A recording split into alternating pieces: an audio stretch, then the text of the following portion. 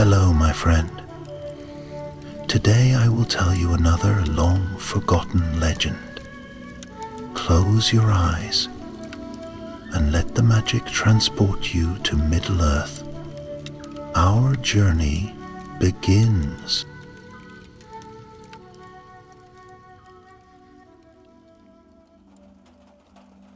The halls of Khazad-dûm had long been silent. The great doors of the west gate, once flanked by proud sentinels of stone, lay broken upon the ground, their mithril inlays tarnished with age. The echoes of pickaxes and laughter, the voices of miners and kings had faded into dust. The city of the dwarves, once the heart of their people, was now but a tomb. Yet, in the long years after the fall of Sauron, when the world was healing from the wars that had darkened its lands, a new company of dwarves set forth toward Moria. They were not warriors seeking battle, nor mere treasure seekers chasing the glimmer of gold. No, their quest was heavier, their burden deeper. They came to learn the fate of Balin, son of Fundin, and those who had followed him into the abyss. Baric, the leader of the company, rode at the head of the march. He was a strong dwarf, his beard streaked with silver despite his youth, for he had seen grief enough to age him well before his time. He was of Durin's line, nephew to Balin, and the sorrow of his uncle's loss had burned in his heart like an ember too stubborn to die. He had pleaded with King Thorin Stonehelm of Erebor for leave to seek the truth, to find what had become of the brave folk who had sought to reclaim Khazad-dûm. And so the king had granted him a company. 13 dwarves, each sworn to the task. They traveled from Erebor under the cold gaze of the stars, through the wind-swept valleys of Eregion, until at last they stood before the western threshold of Moria. The mountains loomed high, their jagged peaks tearing into the sky like the teeth of some great slumbering beast. The air was still, yet charged with something unseen. It was an old silence, the kind that settled upon the ruins of the world, places abandoned not merely by people, but by light and warmth and time itself. The dwarves halted before the gate, their boots crunching against broken stone. The great doors of Durin stood ajar, their moon runes long faded. Time had not been kind to this place. The waters of the dark lake, once still, were now rippling with unseen movements. "We go forward," Varric declared, his voice steady. "We find the truth." No dwarf argued. They entered the darkness. The first steps were the hardest.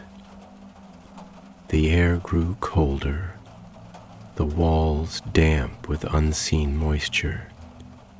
Their torches flickered, golden light licking at stone that had not known warmth in many years. Their boots echoed in vast, unseen chambers, their breaths curling like smoke in the still air. Baric led them carefully, mindful of what had come before. He had heard the stories, knew the tale of the Fellowship of the Ring, the small company that had passed this way during the war, fleeing the orcs, pursued by something darker. The Balrog, the terror of shadow and flame, the demon of Morgoth. But Gandalf had slain the beast, casting it from the heights of Durin's tower into the abyss. Moria was empty now, wasn't it? As they moved deeper, their unease grew. The walls bore the scars of old battles. Blades long rusted lay strewn across the halls, shields shattered, helms split by axe and sword. And then, as they turned a corner, they found the tomb. There, in a cold chamber lit only by the flicker of their torches, stood a stone sarcophagus. It was carved with runes, bold and sorrowful. Balin, son of Fundin, Lord of Moria. Silence fell upon them. Varric stepped forward, placing a hand upon the cold stone. His uncle lay here, far from the halls of Erebor, far from the kin that had loved him. One of the dwarves, Hagdal, a stonemason, knelt and brushed dust from the tomb's base. The runes are old, but they are not untouched, he murmured. Varric frowned. What do you mean? Someone has been here, Hagdal replied. He pointed to faint scratches at the tomb's edge, where fingers had dragged through the dust. The dust should have settled long ago, and yet the marks were fresh. Another dwarf, Doric, held up his torch. Look, beside the tomb lay a great book, its cover cracked, its pages brittle with age. The Book of Mazarbul, the last record of Balin's colony. Varric took a breath and opened it. The words within were hurried, desperate. We cannot get out. They are coming. The final lines were smeared with ink, the writing shaking and erratic. The words were cut off, ending abruptly, as if the writer had been pulled away before he could finish. The dwarves said nothing. They did not need to. They were overrun, Varric murmured, just as the old tales said. And yet, Hagdal whispered, looking again at the tomb's dust, someone, something, still lingers here. As if in answer, a sound rose from the depths of the mine, a whisper. It was not the skittering of rats, nor the distant groan of stone settling in the deep.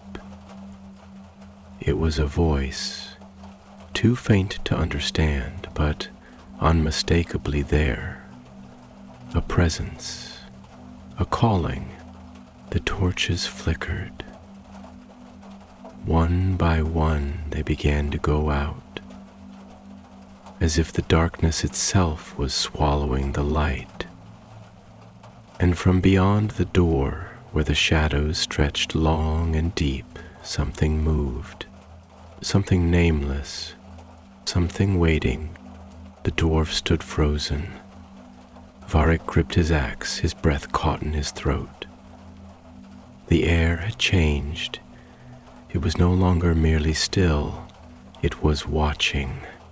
The whisper came again, curling through the chamber like smoke. It did not speak a language known to dwarves. It was older, deeper. It spoke in the voice of the abyss, in the echoes of places too long forgotten. Then a single footstep rang against the stone, not the click of goblin claws, not the shuffle of rats, a heavy, deliberate step, a step that did not belong to the living. The torches failed, the chamber was plunged into blackness, and for the first time since stepping foot into Moria, Varric knew this was not a journey for answers. This was a journey into terror. Darkness fell like a closing fist, swallowing the chamber whole.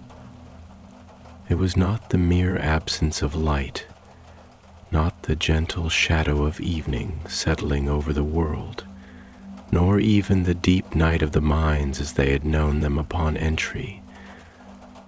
No, this was something different, something ancient, something hungry. It was a presence, a sentience, a force unto itself, pressing against the walls, sliding through the cracks in the stone like a mist that had weight, settling into the corners of the dwarves' minds with the cold insistence of fingers tracing the edges of a half-forgotten dream. Barak felt it coil around his ribs, slithering into the chambers of his heart, tightening with every slow, cautious breath. His fingers, calloused from years of holding the haft of an axe, trembled ever so slightly as they adjusted their grip. He willed them to be still. A leader must not falter. A leader must not allow fear to sink its roots too deep, lest the others see it, smell it, and take it into themselves like sickness spreading through a campfire's embers. And yet, this fear was unlike anything he had known, not the sharp terror of a goblin blade thrust from the dark, nor the battle fury that comes with the war drums pounding in the deep. No, this was something older, more patient. It did not lunge, it did not strike, it merely waited, looming unseen in the pitch-black hollow of Khazad-dûm, knowing it had all the time in the world. A long moment passed, stretching unbearably, until at last a voice, low, deliberate, and laced with a carefully measured unease, broke the silence. Someone light a torch.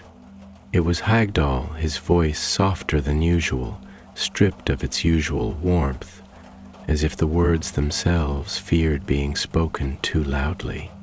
A shuffle, a fumbling of hands in the dark, the sound of flint striking against steel. Once, twice, 3 times before a tiny flame sputtered to life. Its golden glow illuminated the hands of Doric, who held it close, guarding it as one guards a newborn babe in a storm. The shadows retreated slightly, but the vast chamber remained a cavern of gloom, its ceiling lost to darkness, its walls standing like silent sentinels, bearing witness to whatever it was that lingered unseen. Barak turned his head, slowly, listening, straining his senses for something beyond the drip of unseen water, beyond the slow, measured breaths of his kin. The whisper they had heard moments ago had not returned, but the absence of sound was somehow worse. A whisper, after all, at least belonged to something. Silence belonged to nothing. Silence belonged to nothing. There was a step, Durick muttered, glancing at Varric, his brow furrowed beneath his thick braids. It wasn't one of ours. No, Varric agreed, his own voice careful, almost too steady. It wasn't. A long pause, and then Hagdal spoke again, his words slower this time, as if he were weighing them carefully before offering them to the air. Reached in my youth? I have known fear before. I have felt it on the battlefield when the enemy's banners rise over the hills, when their war cries split the sky and their blades glint in the dawn. I have felt it when the gates of Erebor were breached in my youth, when the cries of my kin filled the halls and we fought for our home. But this is not the fear of battle. This is not the fear of pain, nor even of death. He swallowed, his throat bobbing in the dim light. This is the fear of something watching, something waiting. Varric felt a chill crawl down his spine. The words were true, though none had spoken them aloud until now. There was an intelligence to the stillness, an awareness lurking in the unseen places of Moria, pressing against the edges of the torchlight like a beast circling just beyond reach. "We are not alone," Doric murmured. "No," Varric said again, his grip tightening on his axe. "We are not." For a long while no one spoke. The air was thick with unspoken thoughts, with the weight of old legends creeping into their minds, stories of forgotten things, things older than orcs, older than the Balrog, older than even the dwarves themselves. Hagdal cleared his throat, shifting uncomfortably. "My grandfather, he told me a tale once, a tale I thought was no more than the ramblings of an old miner too deep into his cups." His fingers tightened around the haft of his hammer. He spoke of things beneath the world, things that dwell in the hidden veins of the earth, where even the light of Durin's torch cannot reach. Doric glanced at him sharply, his knuckles white against his shield. "You mean orcs?" Hagdal shook his head. "No, not orcs." He swallowed, casting a glance toward the tomb of Balin, its cold stone surface illuminated dimly by the torch's glow. "Orcs can be killed. Orcs can be seen." He exhaled slowly, as if trying to push something heavy from his chest. "No." He spoke of things without names, things that do not hunger for flesh, but for something deeper, things that do not make war, but instead, his voice trailed off, uncertain. "Things that whisper." A silence fell over them once more, thick and suffocating. Varric exhaled, long and slow, forcing his mind into order. "Enough," he said at last, his voice firmer now, anchoring them all in the moment. "We are dwarves of Durin's line. We do not cower before shadows." He turned to Doric. "Light the rest of the torches." Doric nodded, his fingers still shaking slightly as he passed the flame from one torch to the next, until the chamber was awash in flickering firelight. The shadows retreated further, shrinking into the corridors beyond, but still they did not vanish entirely. They clung stubbornly to the corners of the chamber, stretching long and sharp across the stone, their edges curling unnaturally, as if reluctant to yield. Varric squared his shoulders. "We came for answers. We will not leave without them." He turned his gaze toward the darkened archways, leading deeper into Moria. "We go on." The others hesitated, exchanging glances, but they knew there was no turning back. The way behind them was just as shadowed as the way ahead, and so, with reluctant steps and torches raised high, they pressed forward into the belly of Khazad-dûm, where only the dead should dwell. And yet, the dead were not the only things waiting for them in the dark.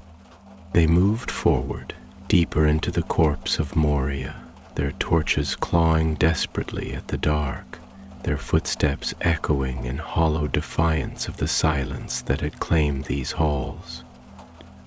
There was something different about this silence. It was not the natural quiet of abandoned places, not the simple absence of voices, but something more deliberate, something that felt imposed, as if the very stone wished to swallow sound whole, to erase it from existence before it could take root. It pressed against them, thick and oppressive, like the weight of deep water closing over a drowning man. And with each step they felt it deepen, growing heavier, more suffocating. The hall stretched endlessly before them, vast and cavernous, yet tight and stifling in their emptiness, as though they were walking within the rib cage of some long dead beast, its bones hollow and cold, its lifeblood long since drained. Great pillars of stone carved with the intricate runes of the dwarves of old rose like trees from the broken floor, their inscriptions worn and crumbling, their once proud words reduced to fading whispers of a lost time. Walls that had once gleamed with the golden glow of torches now stood bare and lifeless, their carvings half-eaten by shadow, and the air thick with dust and the scent of damp, ancient stone,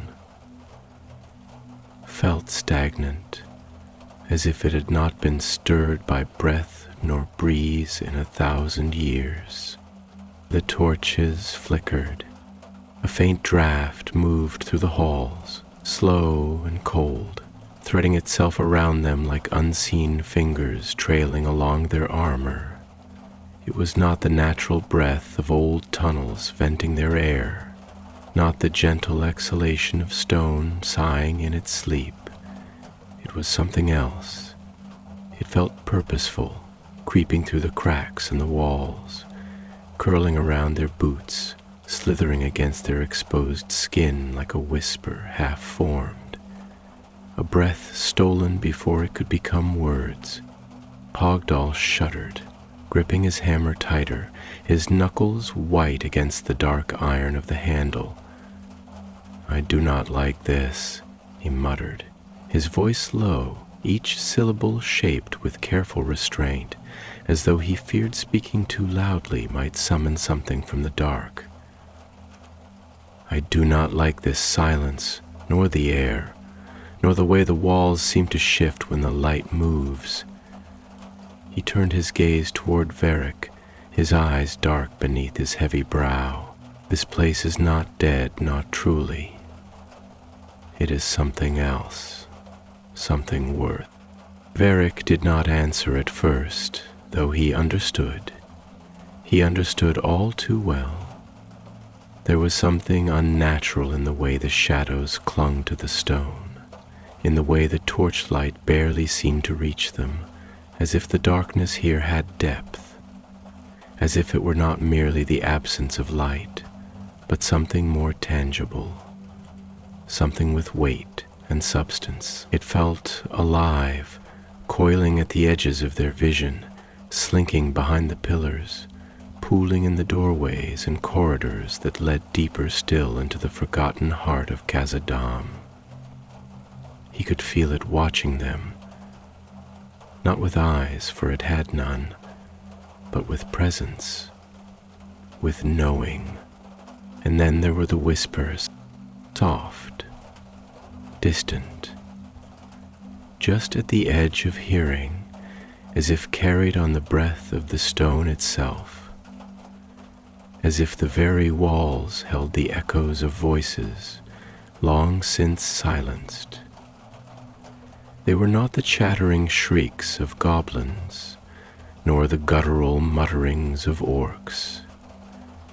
They were something else. They did not speak words, not in any tongue known to dwarves or men or elves, but they curled through the air like tendrils of smoke, brushing against their minds, scratching at the surface of thought, urging them to listen, to linger.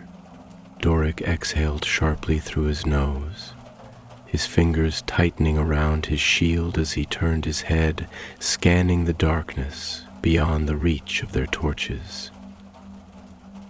"There it is again," he muttered, his voice just barely above a whisper. "That sound." Beric nodded grimly, keeping his own voice low, though he did not know why. Perhaps it was instinct, or perhaps it was fear, though he would not name it such. "I hear it," he admitted. "I have heard it since the tomb." Hagdal let out a slow breath. "You know what it is, don't you?" Varric hesitated, not because he lacked an answer, but because he was reluctant to speak it aloud. "I do not know," he said at last, "but I have my thoughts, and if I am right, I do not wish to be." There was a long pause, and then Hagdal, his voice quieter now, more careful, asked, "What did your father say of Moria?" Beric glanced at him, and there was something in his expression, something old, something burdened. He did not answer immediately, and when he did, his voice was softer than before, as if he were speaking not to his kin, but to the past itself. "My father," he murmured, "spoke little of Moria, save to say that it was lost. Lost, not simply because orcs had claimed it, nor because Durin's bane had made its lair here, but because there were things beneath the mountains that were never meant to be unearthed. Things that predate even the dwarves, things that lived in the cracks of the world before our people ever carved halls into its bones. He said that in the deep places, in the places where the stone is black and the rivers do not run, there are things that have no name, because no tongue has dared to name them." He swallowed. I did not believe him. Hagdal's fingers curled tighter around the handle of his hammer. "And now?" Varric did not answer, but his silence spoke loudly enough. Another draft slithered through the halls, and this time it carried something with it. A scent, faint but distinct, curling through the air like a wisp of smoke from a dying fire.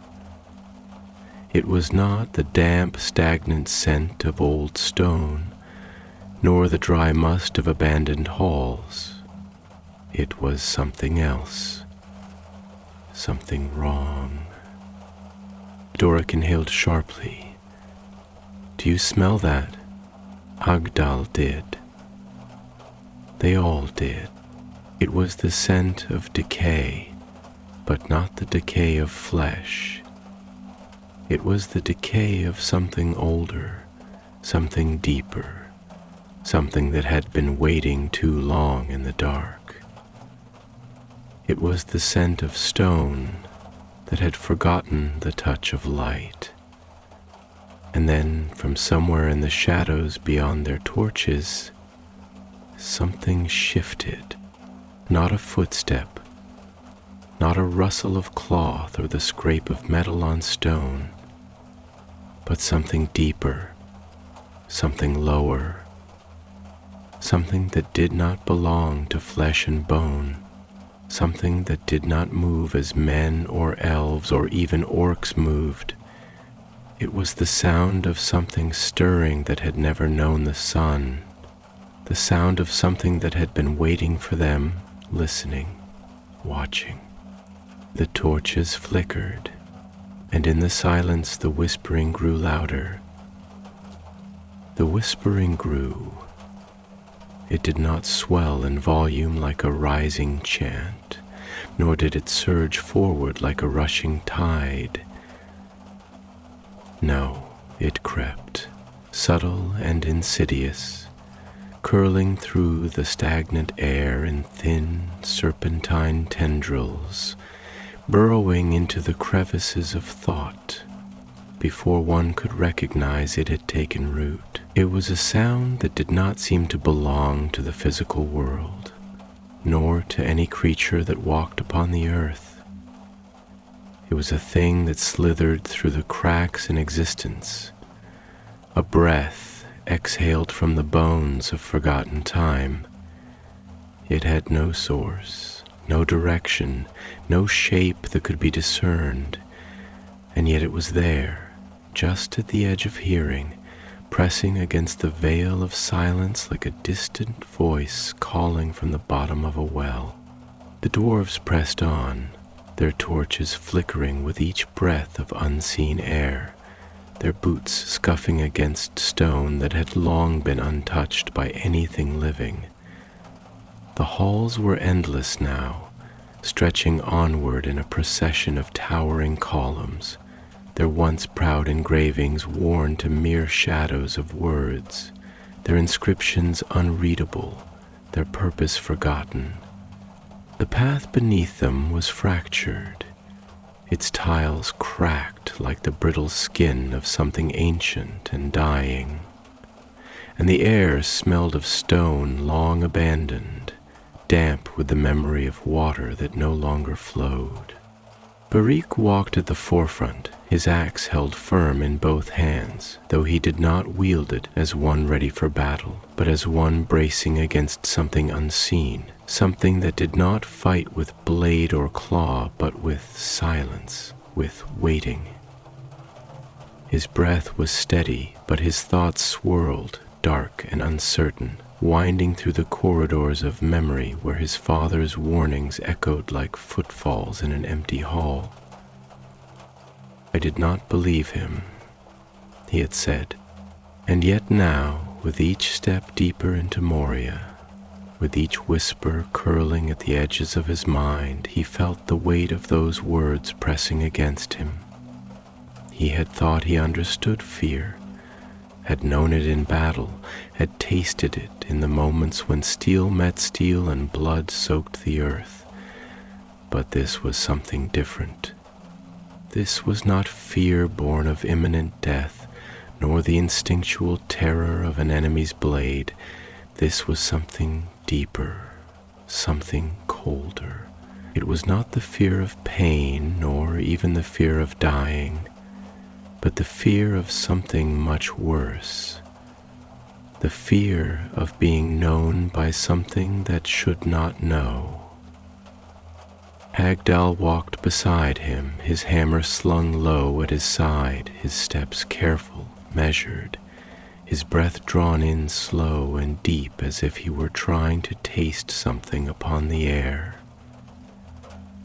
His eyes flickered across the columns, the archways, the doorways that led into deeper blackness, unreadable and unwelcoming. "This place," he murmured, his voice like a chisel pressed lightly against stone, "is hollow. Not in the way that an abandoned house is hollow, nor in the way a graveyard stands empty of the living, but in the way that a shell is hollow, the way that something has been scooped out and discarded, leaving only the shape of what once was." He exhaled slowly, his fingers tightening around the haft of his hammer. "It is not merely ruined, it is emptied." Doric, who had remained silent for much of their journey, now turned his gaze upon Hagdal, his brow furrowing beneath the braids of his helm. "Emptied?" he echoed, his voice cautious, tasting the word before fully accepting it. "Moria has been abandoned, eh? But it has not been truly empty. There were orcs here not long ago, goblins, creatures that crept and scuttled in the dark. The Fellowship encountered them, fought them." His fingers flexed against the grip of his shield. Something drove them away, something worse than Durin's bane. Hagdul nodded slowly, though his expression remained unreadable. Aye, and that is what troubles me. Boric glanced toward him, the flickering torchlight casting sharp shadows across his face. You think the orcs fled, he said, though it was not a question. Hagdal exhaled through his nose, his breath curling faintly in the cold air. I think, he said after a long pause, that we were wrong to assume that the orcs ever truly ruled these halls, even in their filth and infestation. I think that they too were only trespassers here, carving their tunnels into the bones of something far older, something they did not understand. His fingers drummed absently against the handle of his hammer, a rhythmic motion, a tether to the world of the waking. And now, whatever that was, whatever is, has reclaimed its silence. A silence followed his words, one thick and weighty, sinking into the cracks of their thoughts. The torches sputtered slightly, as if the very air had tightened its grip upon the flame, drawing breath in anticipation. Varric inhaled deeply, then exhaled slow, steadying himself against the chill creeping into his bones. He turned his gaze forward, toward the long stretch of darkness that awaited them. Then we do not speak of it further, he said at last, his voice quiet but firm, a decision made. We go on. And so they did. The path wound deeper into the heart of Moria, the great halls giving way to narrower tunnels, their walls lined with the remnants of old carvings, half erased by time and neglect. The whispering had not ceased, but it had changed. It no longer seemed distant, no longer clung to the edges of hearing like a ghost of sound. It was closer now, threading itself through the air, curling through the spaces between them like breath on the nape of the neck. It did not grow louder, nor did it take shape into anything comprehensible, but it was there, undeniable. And then, as they rounded a bend in the path, they saw it, a door. It stood at the end of the passage, half sunken into the stone, its once great surface now pitted with time, its edges worn smooth by the erosion of years. Unlike the rest of Moria, which had been built with the careful artistry of dwarven hands, this door was different. It was older. It was not made of carved stone, nor of iron or mithril. It was something else, something black and deep, its surface smooth as glass, but lacking any reflection. The torchlight did not catch upon it, did not gleam against its surface as it should have. It was as if the door absorbed the light, drinking it in, swallowing it whole. And there, carved into the center of the door, were words. Not in Khuzdul, not in Elvish, not in the tongue of men, a language unknown, a language without name, a language that should not have been written. The whispering grew louder, and for the first time since entering Moria, Varric felt something deeper than fear. He felt the weight of something watching, something that had been waiting, something that had been listening. They stood before the door, its black, glass-smooth surface absorbing the flickering glow of their torches, as though it drank in the light itself, swallowing it into the depths of whatever lay beyond. There was something unnatural about the way it stood, sunken into the rock, yet unbroken by the weight of the mountain pressing down upon it. It was untouched by time, unmarked by the chisels of dwarven hands, and yet it had the presence of something far older than even the oldest stone of Khazad-dûm. The words carved into its surface, if they could even be called words, were unlike any script that had ever been set down by the free peoples of Middle-earth.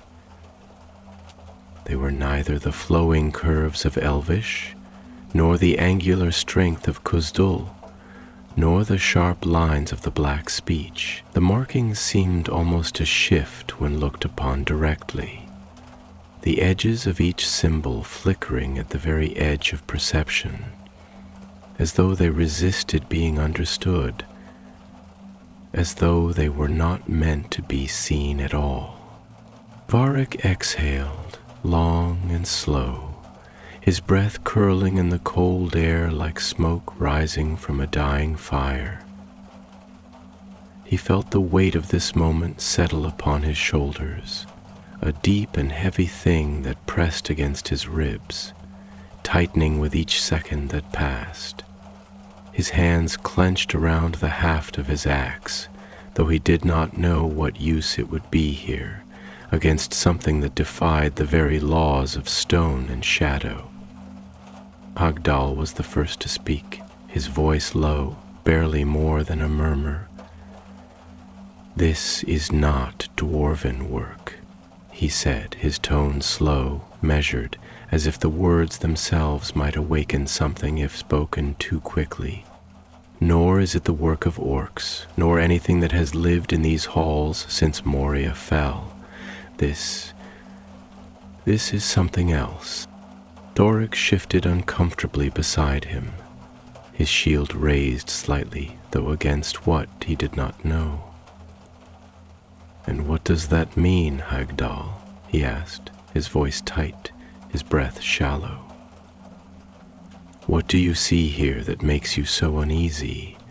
Tell us, for the air grows heavier with each passing moment, and my heart beats harder than it should." Hagdal did not answer at once. His gaze remained fixed upon the door, his brow furrowed, his fingers tracing patterns in the dust upon his hammer's handle, as if searching for something unseen. At last, after a long silence, he spoke. "There are stories," he said slowly, his voice quieter now, more distant, stories told in half-whispers by the eldest of our kin, by those who have lived long enough to hear the echoes of things best left unspoken. Tales of the deep places, of the places below even the minds of the dwarves, below the ruins of kingdoms long fallen, below the rivers that have run dry. They say there are things older than the world as we know it, things that do not belong to the song of creation, things that were left behind when the first dark was banished by the light. He paused, drawing in a slow breath, his eyes still fixed upon the door. They have no names, for names give shape to things, and these were never meant to have shape. Varric felt a chill settle over his skin, though the air around them had not changed. The whispering had not ceased. It had grown stronger, though not in sound. It was something else, something deeper, something that now pressed against the edges of their minds, tracing the contours of their thoughts like fingers sliding through water. Thoric's grip tightened on his shield.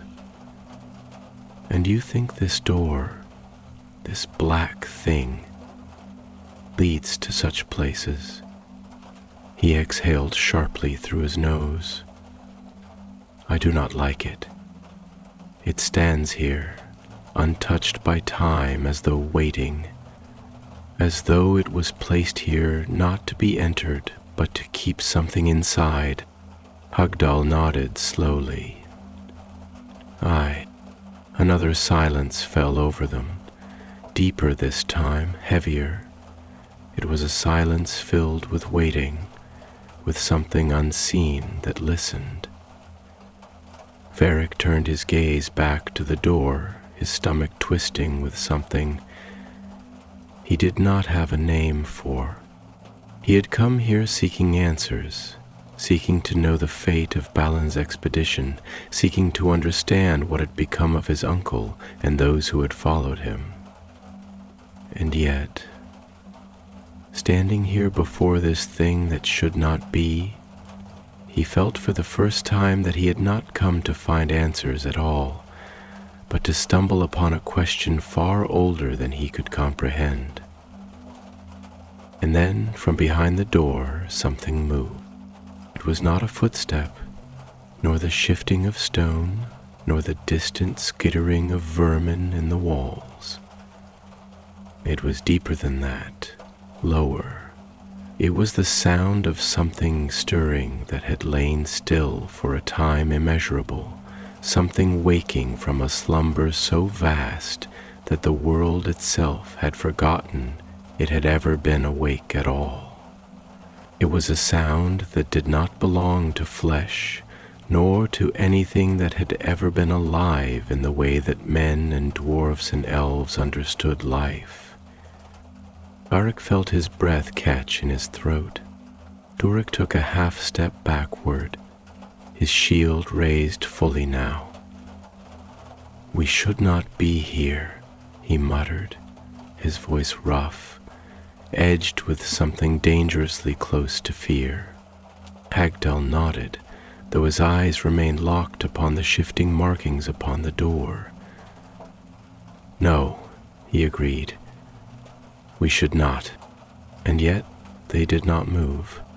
The door stood before them, dark and waiting, and the whispering continued to rise, curling around them like smoke, pressing against the edges of their thoughts, filling the silence with something unseen, something ancient, something hungry.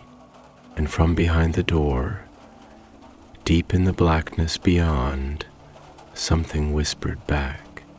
It was not words, not in any language that had ever been spoken, not in any tongue that had ever been set to stone or parchment. It was older than words, deeper than language. It was a sound that had never been meant for the ears of the living. The torches flickered, and then the whispering ceased, a heartbeat of silence, and then, with a sound like stone crumbling, like the breath of the mountain itself exhaling for the first time in ages, the door began to open. The sound was neither sharp nor sudden, yet it carved through the silence like a blade sliding free of its sheath, slow and inevitable, as if the weight of centuries had been pressing against this moment, waiting for the right hands, the right voices, the right breath to bring it forth.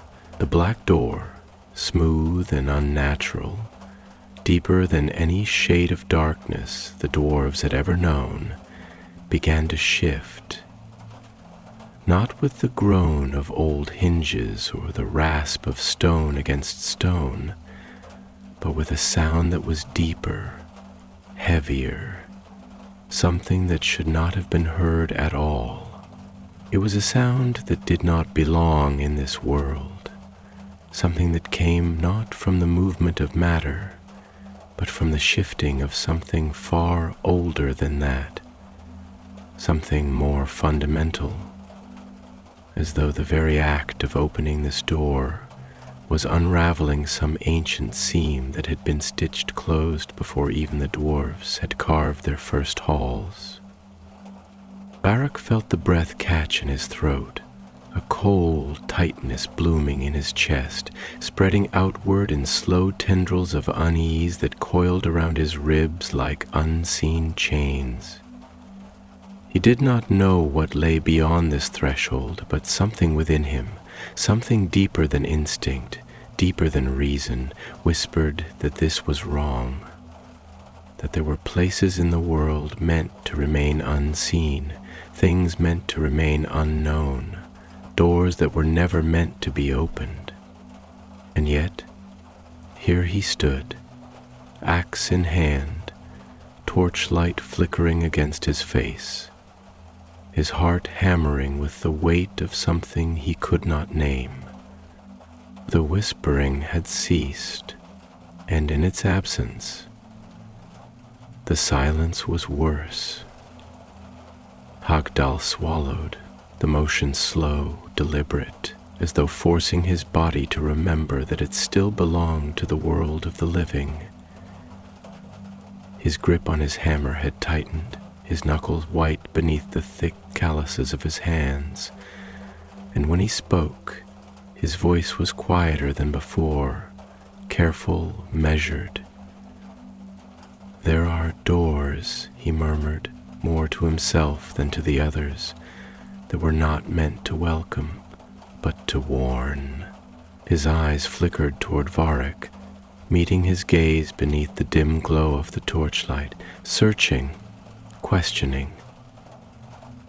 "Do you feel it?" "Milo?" Varric exhaled through his nose, the breath slow, steady, though his pulse was anything but. "Aye," he said at last, the single word carrying more weight than 100 spoken in its place. He did not have to explain it, for he knew that they all felt it. The wrongness, the presence, the unspoken sense that something, somewhere, was watching. Doric shifted uneasily, his shield raised slightly, though against what he did not know. "If it is a warning," he said, voice tight, laced with something perilously close to fear, then why was it written in a language none can read?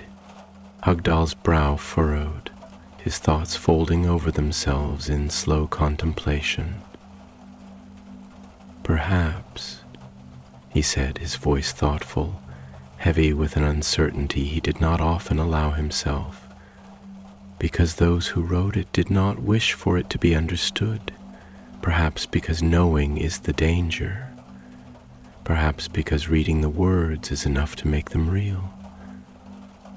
A shiver crawled down Varric's spine, though the air had not changed. He turned his gaze back to the door, watching as the blackness within grew deeper, stretching beyond the threshold, its darkness thick and consuming, swallowing the light of their torches as though the very air beyond was different, heavier, rejecting the presence of flame, of warmth. It was not the absence of light. It was the presence of something else, something deeper than shadow, something that did not merely exist in darkness, but was darkness itself. And then, from within, a breath, not air moving through a tunnel, not the stirring of dust disturbed by their steps. It was deeper than that, heavier, as though something vast and unseen had exhaled from the abyss beyond, as though something had awoken, stirring from an ageless slumber, reaching unseen fingers toward the light of the torches, tasting it, testing it, knowing it. Varric's grip on his axe tightened, the leather wrapping creaking beneath his fingers. His voice, when he spoke, was steady, though the weight of the moment pressed against his ribs like the tightening grip of some unseen force. "We came here for answers," he said, his tone careful, deliberate, as though shaping each word with the weight of thought before releasing it into the air. but I begin to wonder if there are answers that should remain unknown. If the questions we ask do not simply demand knowledge, but demand cost. He exhaled, slow and measured. The book of Mazarbul spoke of doom. It spoke of something coming for them in the end. What if it was not the orcs? What if it was not the Balrog? What if it was this? Hagdal was silent for a long moment, his breath slow, thoughtful. At last he spoke. If it was, he murmured, his voice barely above a whisper, then perhaps the Balrog was not the greatest horror to ever wake in these halls. Perhaps it was merely a distraction. Perhaps it was merely the thing we understood. Doric's fingers flexed against the rim of his shield. "And what is this, then?" he asked, though he did not expect an answer. And from beyond the door something shifted. It was not movement in the way that flesh moves, nor in the way that beasts stir from slumber. It was not the scrape of claw against stone, nor the shuffle of feet in the dark. It was something more than sound, something more than movement. It was a change in the air, a shift in presence, something that pressed against their thoughts as though reaching for something unseen, something within. And then a whisper, not from beyond the door, from behind them. Beric turned sharply, his torch raised, the firelight licking against the stone walls, casting shadows long and sharp, twisting in the flickering glow. But there was nothing there, only the great hall stretching behind them, empty, silent.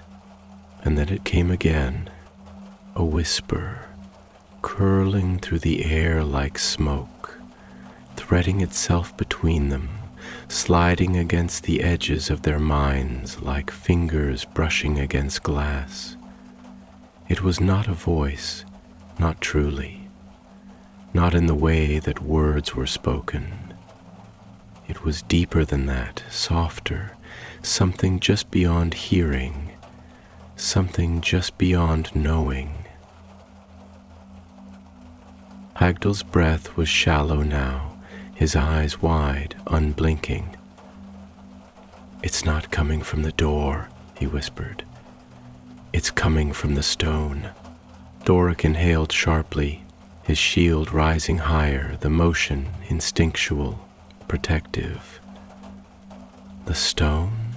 he echoed, his voice edged with disbelief, with something close to horror.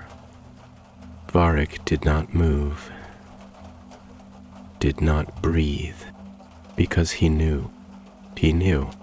Moria was not abandoned. Moria had never been abandoned. The whispers had not been calling from beyond the door. The whispers had been here all along. The door had not been made to keep something out. It had been made to keep something in. And now it was open. The darkness beyond the threshold was not like the darkness of a deep tunnel, nor the black of a moonless sky. It was not merely an absence of light, not the mere shrouding of vision by shadow. No, it was deeper than that, a darkness with substance, with weight, with the cold, consuming presence of something that was not merely unseen. The light from their torches did not reach far into it, did not cut through it as fire should carve through shadow, but instead seemed to bend at the edges, as if recoiling, shrinking from the blackness, as though it feared what lay within. Varric felt the pull of it, not as a thing that beckoned with voice or gesture, not as a force that seized him in physical grasp, but as a presence that knew him, that pressed against the edges of his thoughts, that whispered to the quiet corners of his mind, testing, searching, waiting. He tightened his grip on his axe, though what use steel would be against something like this he did not know. It was an old habit, an instinct buried deep in his bones, the way a soldier grips his blade even when faced with a storm, as though steel alone could stand against the weight of something vast and unrelenting. Hogdal stood beside him, silent now, his breath slow, steady, though Verret could see the way his fingers tightened against the handle of his hammer, the way his shoulders had drawn inward, tense, as though bracing against something unseen. His eyes were locked on the space beyond the doorway, his face unreadable beneath the dim glow of the torchlight. But there was something in his expression, something that had not been there before, something like recognition, though Varric knew that could not be. Doric exhaled sharply, his shield raised slightly, the motion instinctual. "The whispers," he murmured, his voice barely above a breath, his words slow, careful, as though shaping each one was a battle in itself. "They are not coming from beyond the door. They are here. They have always been here."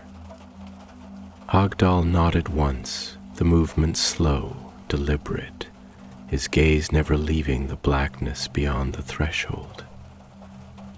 "Aye," he said, and there was something in his tone, something deep and solemn, something that carried the weight of understanding. "And if they have always been here, then perhaps this door was never meant to be opened at all." Varric felt the truth of that settle deep into his chest, a heavy thing, a thing that pressed against his ribs with slow and unrelenting weight. "Then why?" he asked, and his voice was quieter now, measured, careful. "Does it feel as though it was waiting for us?"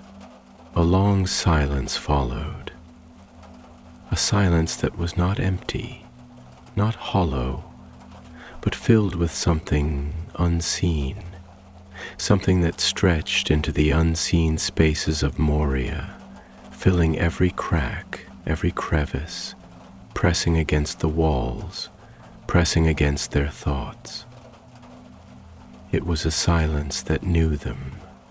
And then, from beyond the door, the whispering returned. It was not loud, not a sudden eruption of sound nor a burst of voices clamoring at once. It was slow, creeping, curling through the space like tendrils of smoke, threading itself between them, pressing into the corners of their thoughts like the breath of something vast and unseen, something that had waited long, something that had been patient. It did not speak in words, not in any language that could be understood, but it spoke nonetheless, shaping itself in the spaces between thoughts, in the empty hollows of the mind where reason faltered and instinct remained. Varric swallowed the sound too loud in his own ears. "We need to leave," he said, though he did not move. Doric's grip tightened on his shield. "Aye," he said, "but I do not think it will let us." The torchlight flickered, the flames twisting unnaturally, curling toward the blackness beyond the door as though drawn, as though reaching, as though the fire itself was seeking something it did not understand. The shadows along the walls stretched longer, deeper, darker, though the light should have held them at bay. And then a sound, not a whisper, not a breath, but something deeper, something heavier. It was not a footstep, not the scrape of claw against stone, nor the rustling of something moving in the darkness. It was older than that, a sound that carried the weight of something vast, something that had stirred for the first time in an age uncounted, something that had been waiting.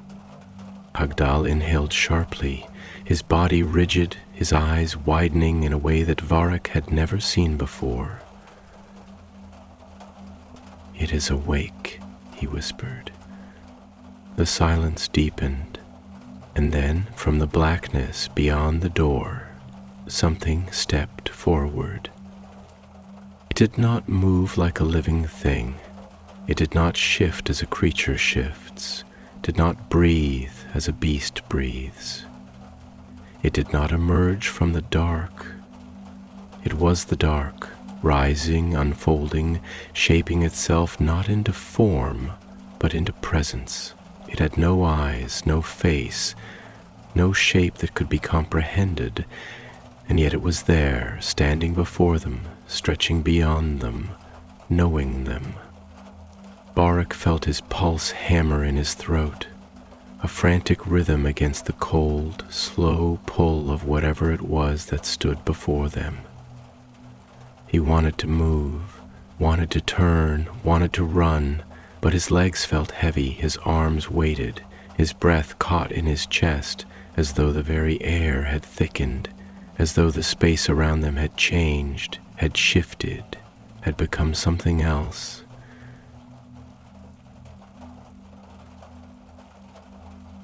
Daric let out a sharp breath, his shield raised, his stance braced. But there was no enemy here, no foe that could be met with steel and fury. "What is it?" he breathed, though he already knew there would be no answer. Hagdal swallowed, the motion slow, deliberate. "Not a thing," he murmured. "A presence." The whispering grew, and then the torches died. Darkness swallowed them whole. The darkness was absolute, not the shifting shade of night, nor the dimming of light as a fire guttered, nor even the choking gloom of an unlit cavern. This was a darkness that did not belong to nature, a darkness that was not merely the absence of light, but the presence of something more. It was thick, heavy, pressing against their skin like unseen hands, seeping into their bones like water into old stone. It was a living thing, or perhaps not living at all, but something far worse, something ancient, something forgotten, something that did not belong in the waking world, and yet had always been here. Waiting, Varric could feel it, not just with his body, but with his mind, with something deeper than instinct, something older than fear. It wrapped around his thoughts like ivy twisting through the cracks in a ruined wall, curling through his memories, through the chambers of his mind, where reason and logic should have stood firm. He could not see, could not move, but he could feel the weight of something vast and formless standing before him, towering over him, stretching beyond the limits of the senses, beyond the limits of understanding. And then, in the suffocating black, the whispering began again. It was not a sound, not truly. It did not reach his ears in the way a voice should, did not stir the air as speech would. It was a thing that curled through his skull like smoke, slipping through the cracks of his thoughts, threading itself into the spaces between words, between breath, between heartbeat. It was ancient, incomprehensible, something that had never been shaped into language, and yet it carried meaning, it carried knowing. It did not ask, it did not command, it simply was. Hogdal was breathing heavily beside him, though Varric could not see him. He could only hear the slow, shuddering inhale, the controlled exhale, as though the other dwarf was forcing himself to remain still, forcing himself to keep his body from trembling beneath the weight of something he could not name. When at last Hogdal spoke, his voice was a hoarse whisper, barely more than breath. "This is not a place for us." Varric wanted to respond, wanted to shape words that might hold meaning, might anchor them in the reality they had known before stepping into this abyss. But he found his voice trapped in his throat, as though the air had thickened, as though speaking might unravel something he did not wish to unravel. But Doric, stubborn, strong-willed Doric, gritted his teeth, and though his voice trembled, he forced the words from his mouth, as if to defy the suffocating silence. "What is this?" No one answered, but something shifted. The whispering deepened. It did not grow louder, did not press forward with urgency or malice, but it spread, weaving itself further into the edges of their thoughts, filling the empty spaces, searching, seeking, and then, just for a moment, Varric saw. It was not sight in the way he had known it before, not the clarity of torchlight against stone, nor the soft glow of starlight upon mountain peaks. It was something deeper, something seen not with the eyes, but with the mind, with the soul. It was vast, endless, stretching beyond the limits of thought, beyond the confines of Moria, beyond the reach of any place he had ever known. And it was looking back at him. A presence, formless and yet impossibly large, stood before him. Not a creature, not a being of flesh or spirit, but something older, something that had no name because no name could contain it. It was not evil, not in the way of orcs or trolls or even the Balrog that had once ruled these halls. It did not hate, did not hunger, did not destroy for the sake of destruction.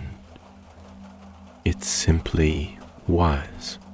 And Varric understood then in the deep, wordless way that only a soul could understand. This thing, this presence, had never left. It had been here long before Durin's folk had carved their halls into the bones of the mountain, long before Sauron had set his gaze upon the world, long before the firstborn had walked beneath the stars.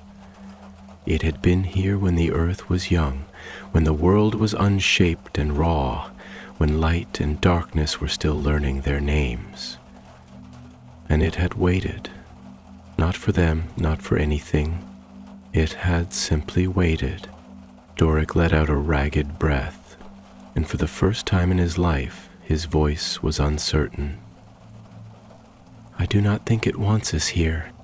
Hogdal exhaled through his nose, slow and steady, as though steadying himself against something unseen. "No," he murmured. "But I do not think it means to send us away either." Varric swallowed. The weight of it all pressed against his chest, not with force, not with violence, but with inevitability. They had opened the door, and the door could not be closed.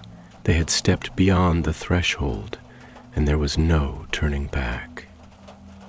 The whispering did not cease, and then, for the first time, a word took shape in the depths of his mind.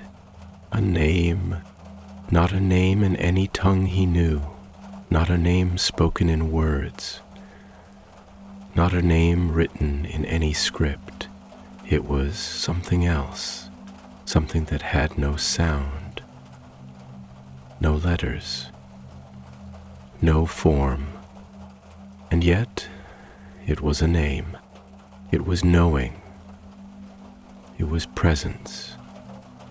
It was the weight of something ancient, pressing against the walls of his mind, folding itself into his thoughts, marking him. He shuddered. "We have to leave," he said. The words were steady, but his hands were shaking. "Now." Doric did not argue, neither did Hagdal, and so they turned. And the moment they did, the whispering stopped. Not slowly, not fading. It stopped all at once, and in the silence that followed, Varric knew that it was watching them go. They did not run. Running would not have mattered. Running would have made no difference. They walked, slow and steady, back through the black halls of Khazad-dûm, back through the tunnels they had thought abandoned, back through the echoes of something that had never truly slept. And when at last they reached the ruined gates of Moria, when at last they stepped out into the cold air beneath the open sky, the weight did not lift, because the name still lingered in Varric's mind. And he knew, deep, wordless, inevitable, that it would never leave him. They did not speak for a long time. The wind howled through the broken arch of the west gate, rushing through the shattered stones and worn pillars, carving its invisible path through the ruins of an age lost to dust and memory. It was cold here, colder than the mere touch of mountain air, colder than the wind that should have been free to race across the stone unburdened. It carried with it something unseen, something that lingered just beyond the reach of understanding. A whisper, a presence, a knowing.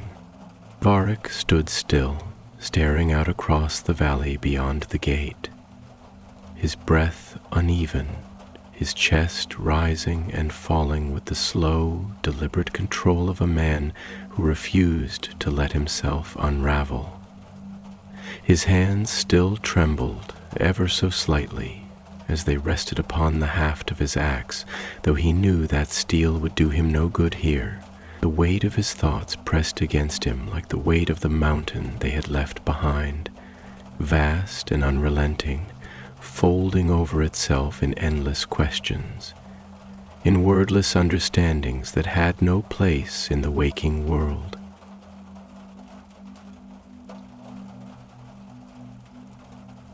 Doric sat upon a broken stone, his shield resting beside him, his fingers tracing the rim absently, his thoughts locked in a place none could see.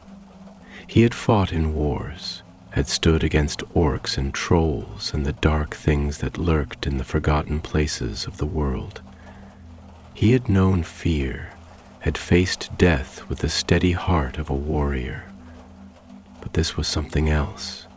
This was not the fear of battle, not the fear of pain or of loss. This was the fear of something that did not fight, something that did not seek to harm, something that simply was, a presence too vast to comprehend, too ancient to defy, a thing that had never needed a name, because names were for lesser things, for things that could be spoken of, understood, contained. Hagdal was the first to break the silence, though his voice was not the firm, grounded thing it had always been.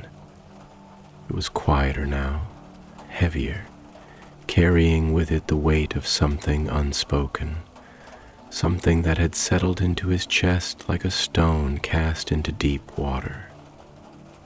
"I wonder," he murmured, his words slow, deliberate, as though he was shaping them carefully, testing them before releasing them into the air.